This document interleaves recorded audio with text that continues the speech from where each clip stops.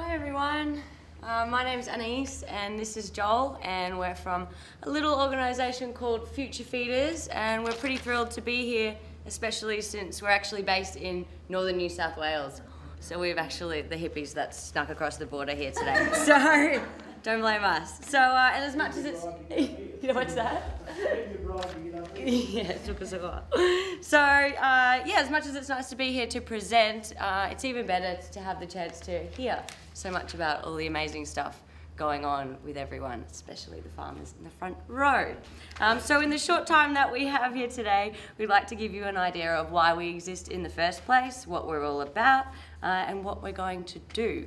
So first of all, I'll give you a snapshot of what we've been up to in the last 12 months, which you can see playing out on our little slideshow, and then Joel's going to continue that conversation about what's happening in the future. So, as many of you in this room will be aware, farmers are an ageing population. The average age of Australian farmers now is 55. So that's about 10 years more than the average age for other occupations. Not looking at anyone. For many, farming has become an unviable source of livelihood, with more and more farmers leaving the land. Careers in agriculture are unattractive to young people, and genuine opportunities to learn about ecological agriculture are hard to come by.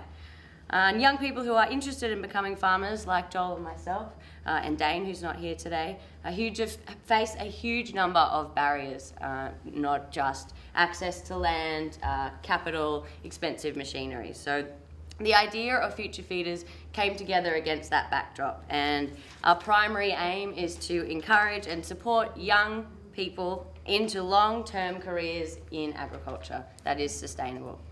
So we want to challenge the negative paradigms around farming culture and show young people that a career in agriculture can be not only viable, but it is vital to society. So through our agricultural internship program, which we are currently developing, we want to give young people who are passionate about growing food the chance to develop their practical skills as well as their entrepreneurial abilities in a supportive environment. So we recognise that farmers of the future, as they have been in the past, will need to be a dynamic mix of practical, innovative and business savvy. So we are working on that, and at this stage you might think that we've certainly got our work cut out for us, and you would be right. With such a massive scope, we're still working through the logistics of how our social enterprise will look. And it was only a year ago that Joel originally presented the plan for Future Feeders to a room of people not unlike yourself. And with a team of 7 people, we began meeting and working on a banana farm together, and you can see some of those photos flicking past. By May, we were already down to 3, and it became pretty clear that farming isn't for everybody, so it has been Joel and Dane and myself that have shouldered on, and we continue to work our 1.5 acre market garden, which doesn't sound very big in light of some of the properties we've heard about today. So we're actually part of the Mullumbimby Community Gardens. We effectively lease our plot from the gardens, who lease it from council. So we're truly part of the community in Mullumbimby. We tilled the field in March of this year, and it's now starting to look like a real farm after about 6 months of work.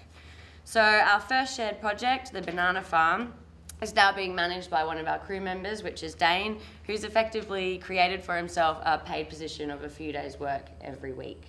And through developing what is Future Feeders, we've created many connections within the local community, and that's resulted in part-time work arrangements for Joel and myself. And that's the beginning of what we hope to be a bit of a shared labour pool that can kind of move around the region as necessary.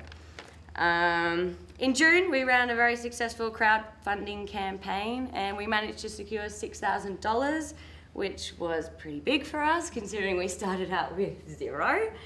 We still haven't spent all that money. We found it difficult to part with, and we've got a big chunk left over at the moment that we're going to use to irrigate, which is becoming increasingly essential, as many of you would know. So far, we're also still running on voluntary labour, which we affectionately refer to as sweat equity. Our own and others, but we hope to start producing enough in the future that we'll be able to start supporting ourselves in the time that we spend on farm.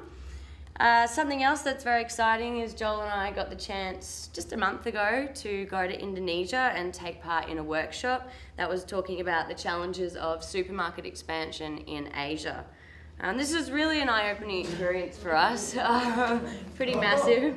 Oh yeah, he's not working anymore. Yeah, that's the chef off duty.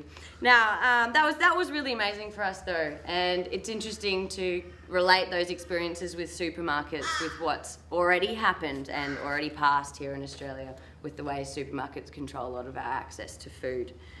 So closer to home, we're also engaging with a group of farmers known as the Family Farmers United Network. We had a field day with them yesterday in Sanford, just wandering around, seeing what people are up to, generally spending time with each other and sharing struggles and problems, and that's been a really helpful network for us to engage with. But we realise we have so much to learn. We're really at the beginning of our journey, as you can see. But we're excited to see what will happen, and the more that we talk to people and engage with people, we become aware how important what we're trying to do is. And so we're laying the best foundations that we can, and Joel is going to talk a little bit more about that. Thank you. So as Anais has sort of alluded to, we're really still going through quite an organic process of developing what we're trying to achieve by working together sort of as a collaborative network of young, well, not farmers, but people who are interested in farming. And we're at this sort of really pivotal point where we're having to develop a more sort of firm direction for our organisation, even though we're not affiliated or sort of incorporated or a cooperative model. We haven't decided exactly what sort of business model we're going to utilise. The whole process really, I think, from the beginning was about engaging young people and trying to get them to participate in deciding exactly what it was that we wanted to achieve. And really what the foundation is trying to empower young people to make sure that they're the roots of the decision-making process, not only for the type of farming that we do, but the distribution model that we use and the business model that we're trying to operate within.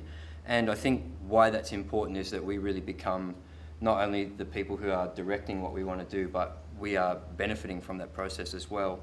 As sort of we move into the future and we become the next generation of farmers, I think it's really crucial that we become the decision makers in that process as well.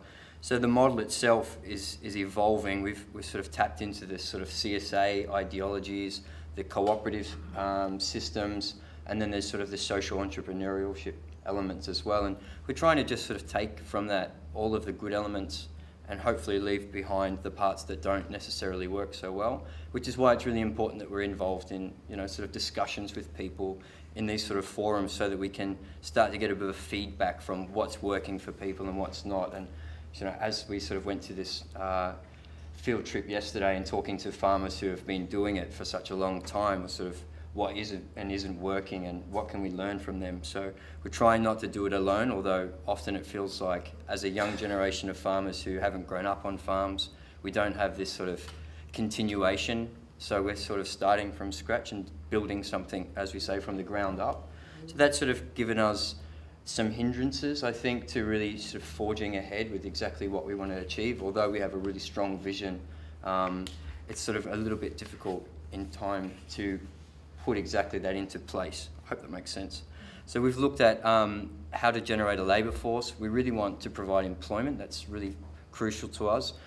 I think the other part of an ageing farmer population that's important to note is that there's also a huge unemployment for youth, and especially in our area where lack of opportunities and industry make it really important that we start to look at, as young people, how do we support each other through opportunities for employment, and especially in agriculture, which is becoming a growing interest, I think, for young people in terms of food security and food sovereignty. How do we get them directly involved, whether it's on the ground farming, which I think would be nice and it's novel. How can we get people to contribute to the process of growing food, even if it's not full-time? Can we offer opportunities for people to be part of a looser contingency of farmers who are landless? So maybe they could come a day a week, or 2 days a week, or however it sort of fits with their lifestyle. The woofing model, I think we've sort of come up with some frustrations for. I mean, obviously it works really well for some organic farmers to have the income supplemented by sort of freely available labour, but we see that as almost a, the negative is that it's taken away from opportunities for actual employment and skills opportunities for young people who are really committed to becoming to farmers sort of as a career. So we're looking at how do we engage young people without having to make them work for nothing, even though the flip side is we're having to work for nothing at the moment. So at the point we're at now is we're trying to grow a membership base. We're trying to engage more people. We have, probably in the last couple of months, started to generate more labour units or sort of working opportunities than we can fulfil ourselves. So now we're starting to tap into our volunteer base and offer them a day's work here and a day's work there, and bit by bit I think that is growing. On top of which, now that we're getting a little bit more infrastructure, that whole process is becoming much easier. We've got a nursery happening now, we're getting irrigation happening. I've started working on another couple of organic farms which are looking to expand, and now they're looking towards us as to be the labour force for those expansions. And with that comes a mentorship opportunities, which I think are really crucial for us, given that we haven't had the family farm to grow up and learn on. So we're sort of, everything is learning on the job, which is exciting and sometimes frustrating for everyone.